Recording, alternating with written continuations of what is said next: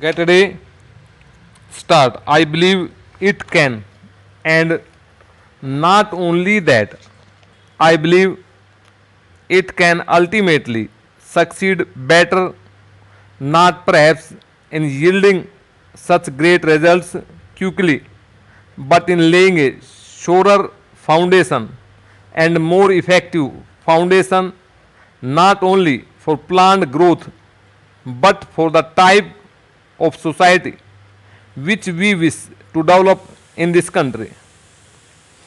Now we talk about the future in terms of socialist pattern of society, and that can be interpreted in a variety of ways. I would beg this House to try to consider these great problems without using, as far as possible, words which have an emotional connotation, because then it becomes a little difficult for us to argue about the real thing. We want a society in this country where there is equality, where there is social cohesion, where there can no firm classes separated from each other, and where there is opportunity for every single individual. Naturally, how far an individual takes advantage of that opportunity depends a great deal on that individual, on his physical or mental or spiritual or whatever it is make up, because everybody is not alike. It is obvious that everybody is not either mentally or physically alike, but we should always ensure the same measure of opportunity to everyone. Now, it is not enough to say that we shall ensure the same measure of opportunity if the measure of opportunity is so low that there is practically no opportunity.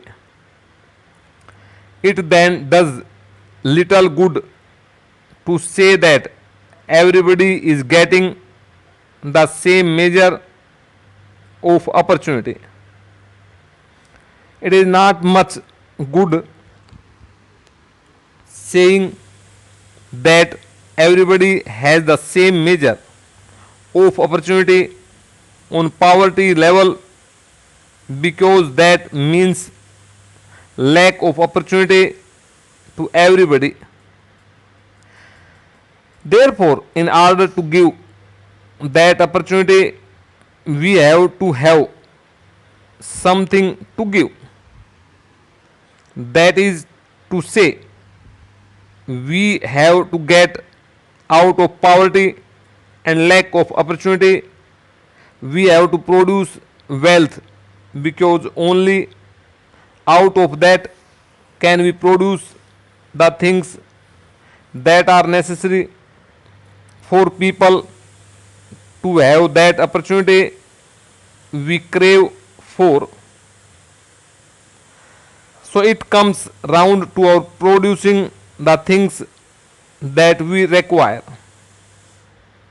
When we use the word wealth, of course, there is no significance except in regard to the physical things that we require, whatever we may require, whether it is good or clothing or housing or hundreds and thousands of other things that are necessary. Education, health, and all that are the things that we require and that we want to place before everyone. How do we do that?